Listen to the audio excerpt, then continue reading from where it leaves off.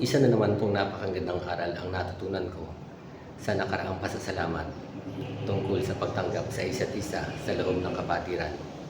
Makikita sa Roma 15:7 ang paalaala na magtanggapan tayo gaya ng pagtanggap ni Kristo sa atin upang magbigay ng kalwalhatian sa Diyos.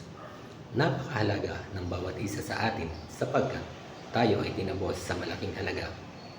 Gaya ng mababasa sa unang Korinto 6:20, ang iglesia ay binili ng dugo ni Kristo tulad ng ipinahayag sa Gawa 20:28.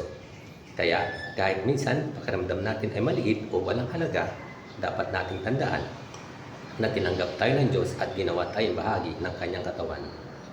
Kapag ang isang sangkap ay nagagalak o napapapurihan, ang buong katawan ay nakikigalak din tulad ng ipinapakita sa unang Korinto 12:26.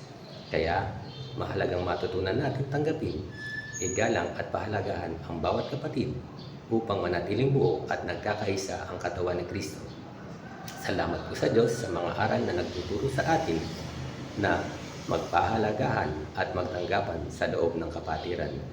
Pag-ibig po sa lahat.